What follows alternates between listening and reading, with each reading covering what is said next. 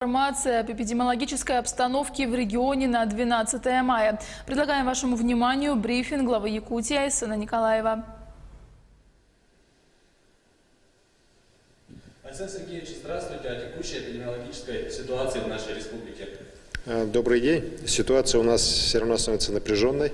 За вчерашний день у нас подтвержденных новых случаев 55. Из них 38 это Якутск, 13 Нерюнгри. Ну, что касается Нерюнгри, эти люди уже давно на самом деле на лечении, просто подтверждение их анализов здесь шло через город Якутск, управление Роспотребнадзора, поэтому несколько процесс затянулся.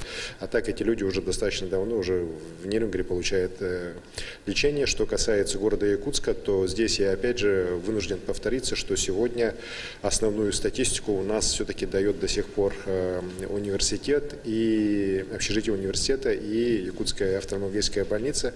В общей сложности из 609 случаев коронавирусной инфекции, которые были в Якутске, точнее в Якутии у нас зарегистрированы всего, так, у нас свыше 150, этого 2 объекта, то есть более четверти. Вот, поэтому здесь ситуация у нас, в принципе, напряженная, но она под контролем. И по количеству медицинских коек, и по количеству лекарственных препаратов никаких проблем нет. Вот, большинство все-таки переносит болезнь, слава богу, более-менее легко. Хотя, к сожалению, вот здесь за 10 человек у нас идет борьба у врачей, так они находятся в тяжелой форме. 8 здесь и в Якутске, и 2 в Мирном. Как вы знаете, с 12 мая президент нашей страны Владимир Владимирович Путин уже объявил о ряде мероприятий, направленных на поэтапное снижение ограничительных мер в случае улучшения эпидемиологической ситуации.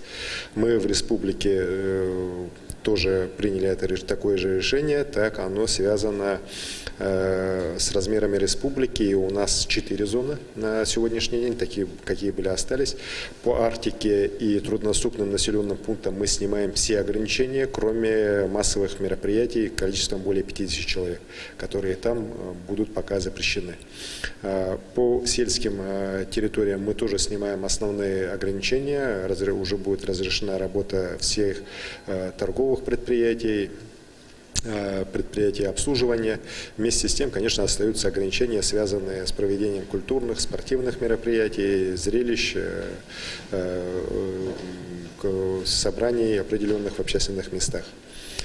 Что касается городов, то здесь мы, к сожалению, пока, вот имея такую статистику, особенности по городу Якутску, вот по Нерюнгри, по Мирному, где все-таки ситуация тоже не самая лучшая, мы снимать ограничения массово не можем.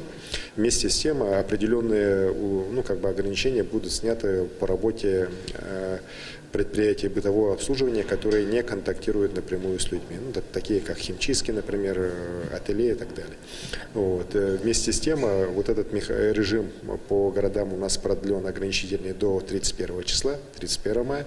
Вместе с тем, если будет серьезное улучшение ситуации, то мы всегда сможем эти ограничения снимать раньше. Также у нас оставались в республике несколько территорий, где был карантин, в том числе вот Алдан, поселок Ленинский, пригород Алдана, ЧНД и поселок Дорожников под Кутаной в связи с значительным улучшением ситуации по Алдану, соблюдением всех мер, которые там были введены, и уменьшением уже количества заболевших. С сегодняшнего дня у нас режим карантина по Алдану и по Ленинскому снят. Вместе с тем там остается режим полной самоизоляции, ограничительных мер, которые действуют в других городах республики. По ЧНД и по Кутане мы будем вопрос отдельно рассматривать, тоже в зависимости от развития ситуации на этих объектах. Спасибо. Спасибо. Это был брифинг главы Якутии с информацией о COVID-19 в регионе на 12 мая. Оставайтесь с нами.